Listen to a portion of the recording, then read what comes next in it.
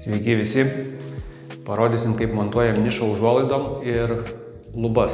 Tai daug kas vis man primenat, parodykit, tai čia toks kvadratinis kambariukas, nesudėtingas, tai parodysim kuo paprasčiau.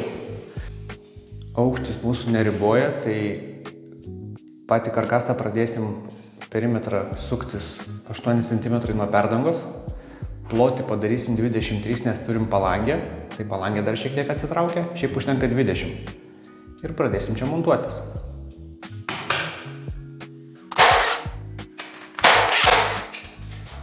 Perimetrą susišaudėm.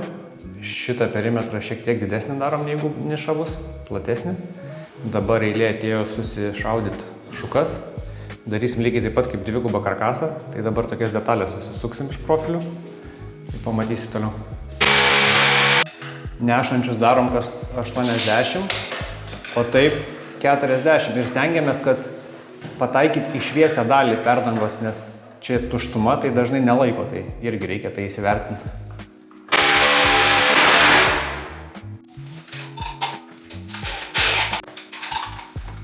Pasimatuojam 3 profilius, po to paaiškinsim, kodėl 3.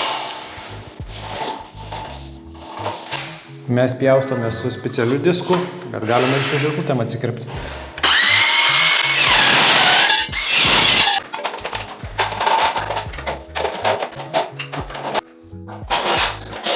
Štai tokia metalinė dalis gavosi. Tai matmuo 23, viskas išlyginta. Ir dabar į šį čia jokio perimetro papildomų mums nereikės, nes čia suksim į lubų detalę iš gipso.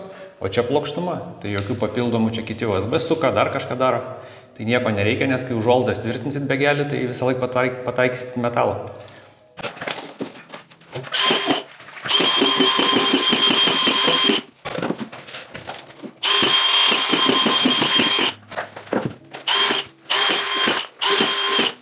Niša su gipsu susukta, tai dabar minus 10 cm nuleidžiam nuo šitų lubelių ir čia gausis pagrindinės lubos.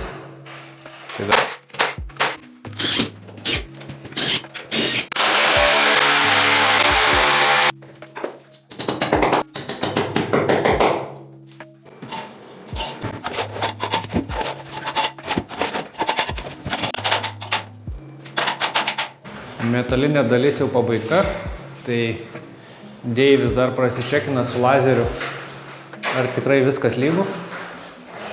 Dabar taip, profilius mes dedam visą laiką kas 40, nors prašo kaip ir kas 50, bet mes ramiau miegam kas 40. Ir nešančius kas 80 daromės. Pakabas naudojam šitas, lubos paprastas čia, tai pakabos irgi. Ir beliko susimontuoti dabar patį gipskartą.